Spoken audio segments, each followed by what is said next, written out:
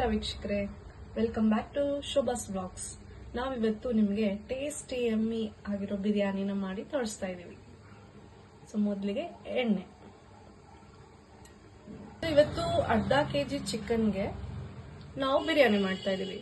ಇದು 5 ರಿಂದ 6 table spoon ಎಣ್ಣೆ. ಇದು ಚೆನ್ನಾಗಿ ಕಾಯ್ಬೇಕು. ಇವಾಗ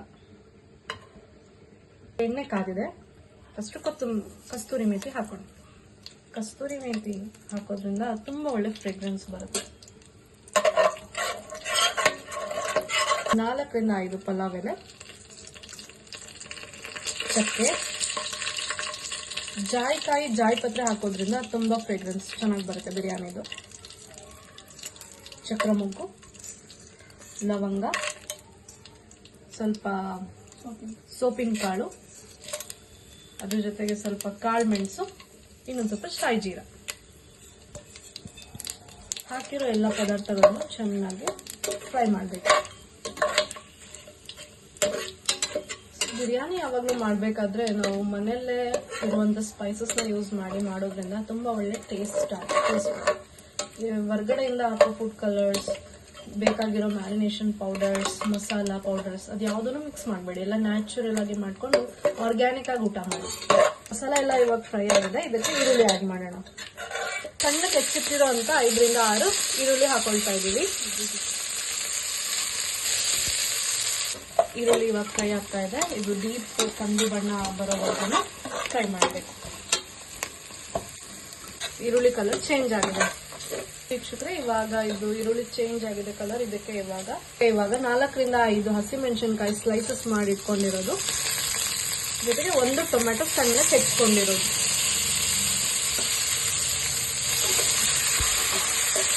ಮನೆಯಲ್ಲೇ ಒಂದು ಪೇಸ್ಟ್ ರೆಡಿ ಮಾಡ್ಕೊಳ್ಳೋಣ ಬಿರಿಯಾನಿಗೆ. ಇದಕ್ಕೆ 2 ರಿಂದ 3 ಟೇಬಲ್ ಸ್ಪೂನ್ ಶುಂಠಿ ಬೆಳ್ಳುಳ್ಳಿ ಪೇಸ್ಟ್, ಹಾಗೆ ಬಿಡಿಸಿಟ್ಕೊಂಡಿರೋಂತ ಅರ್ಧ ಕಟ್ಟು ಪುದೀನ, ಅರ್ಧ ಕಟ್ಟು ಕೊತ್ತಂಬರಿ. ಸೊ ಇನ್ನು ಅರ್ಧ ಕಟ್ಟು ಮೇಲ್ಗಡೆ ಗಾರ್ನಿಶಿಂಗ್ ಅಂತ ಯೂಸ್ ಮಾಡ್ಕೊಳ್ಳೋಣ. ಆಮೇಲೆ ಇದನ್ನ ಚೆನ್ನಾಗಿ ಪೇಸ್ಟ್ ಮಾಡ್ಕೊಳ್ಳೋಣ. ಸೊ ಈಗ ಪೇಸ್ಟ್ ರೆಡಿ ಆಗಿದೆ. ಇದಕ್ಕೆ ಪೇಸ್ಟ್ ಹಾಕೊಳ್ಳೋಣ.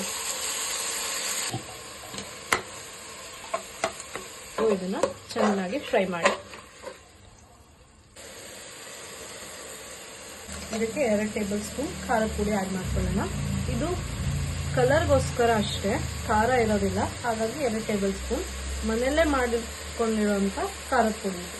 ಸೊ ಇದಕ್ಕೆ ಖಾರದ ಪುಡಿ ಹಾಕಿದಾಯ್ತು. ನೆಕ್ಸ್ಟ್ ಚಿಕನ್ ಆಡ್ ಮಾಡ್ಕೊಳ್ಳೋಣ. ನಾವು ಇಲ್ಲಿ ವಿತ್ ಸ್ಕಿನ್ ಚಿಕನ್ ಯೂಸ್ ಮಾಡ್ತಾ ಇದ್ದೀವಿ, ಯಾಕಂದ್ರೆ ಬಿರಿಯಾನಿಗೆ ಸ್ಕಿನ್ ಇರುವಂತ ಚಿಕನ್ ಹಾಕಿದ್ರೆ ತುಂಬಾ ಚೆನ್ನಾಗಿ ಟೇಸ್ಟ್ ಬರುತ್ತೆ. ಬೇಕಾದ್ರೆ ಸ್ಕಿನ್ ಲೆಸ್ ಚಿಕನ್ ಯೂಸ್ ಮಾಡೋದು ಮಾಡ್ಬೋದು.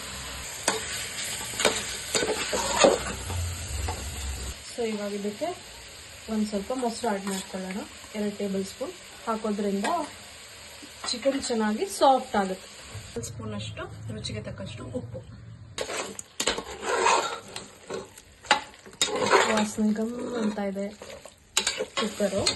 ಇದಕ್ಕೆ ನಾನು ಈ ಗ್ಲಾಸ್ ಅಳತೆಯಲ್ಲಿ 2 ಲೋಟ ಅಕ್ಕಿ ತಗೊಂಡು ಹಾಕ್ತಾ ಇದ್ದೀನಿ.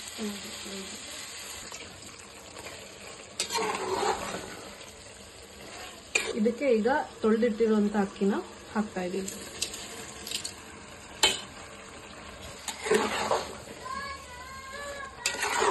ಕಲಸಿ ಆಗ ತಳ ಹತ್ತಿರೋದಿಲ್ಲ. ಹಾಕೊಳ್ಳೋಣ. ಅಕ್ಕಿ ತಗೊಂಡಿರುವಂತ ಗ್ಲಾಸ್ ಅಲ್ಲಿ 3 ಗ್ಲಾಸ್ ನೀರು. ಸೊ ವಿಡಿಯೋ ನೋಡ್ತಾ ಇರೋ ವೀಕ್ಷಕರು ಯಾವ ಊರಿಂದ ಅಂತ ಹೇಳಿ ಕಮೆಂಟ್ ಮಾಡಿ ತಿಳಿಸಿ. ಇದಕ್ಕೆ last 1 table spoon lemon juice. ಇದನ್ನ ಹಾಕೋದ್ರಿಂದ ರೈಸ್ ಉದುರುದ್ರೆ ಆಗುತ್ತೆ, ಮುದ್ದೆ ಆಗೋದಿಲ್ಲ. ಸೊ ಬಿರಿಯಾನಿ ಮಾಡ್ಕೊಬೇಕಾದ್ರೆ ಸ್ಪೈಸಸ್ ನ ಗ್ರೈಂಡ್ ಮಾಡಬೇಡಿ, ತುಂಬಾ ಹೊಡೆಯುತ್ತೆ ಬಾಯಿಗೆ. ಸೊ ಹಾಗೆ ಡೈರೆಕ್ಟ್ ಆಗಿ ಹಾಕೋದ್ರಿಂದ ಅದ್ರ ಸ್ಪೈಸಿನೆಸ್ ಚೆನ್ನಾಗಿರುತ್ತೆ. ನೀರ್ ಕಮ್ಮಿ ಅನ್ಸಿದ್ರೆ ಇನ್ನೊಂದು ಸ್ವಲ್ಪ ಹಾಕೊಳ್ಳಿ. ಲಿಡ್ ಕ್ಲೋಸ್ ಮಾಡೋಣ. ಕ್ಲೋಸ್ ಮಾಡೋಕ್ಕಿಂತ ಮುಂಚೆ ಕುಕ್ಕರ್ ಕಂಡೀಷನ್ ಎಲ್ಲ ಕ್ಲೀನ್ ಆಗಿ ವೆರಿಫೈ ಮಾಡ್ಕೊಂಡು ಕ್ಲೋಸ್ ಮಾಡಿ.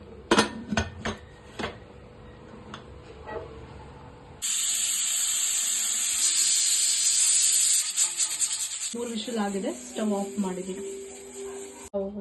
ಡಿಫ್ರೆನ್ಸ್ ಎಷ್ಟು ಚೆನ್ನಾಗಿ ಉದ್ರುದ್ರಾಗಿ. ಸೊ ನೋಡಿ, ಯಮ್ಮಿ ಸ್ಪೈಸಿ ಬಿರಿಯಾನಿ ರೆಡಿ ಆಗಿದೆ. ನೀವು ಇದನ್ನ ಡೆಫಿನೆಟ್ಲಿ ಮನೇಲಿ ಟ್ರೈ ಮಾಡಿಬಿಟ್ಟು ಹೇಗಿದೆ ಅಂತ ಕಮೆಂಟ್ ಸೆಕ್ಷನ್ ಅಲ್ಲಿ ತಿಳಿಸಿ. ಹಾಗೆ ಇದೇ ರೀತಿ ನಮಗೆ ಸಪೋರ್ಟ್ ಮಾಡಿ ನಮ್ಮ ಚಾನೆಲ್ನ ಸಬ್ಸ್ಕ್ರೈಬ್ ಮಾಡಿ.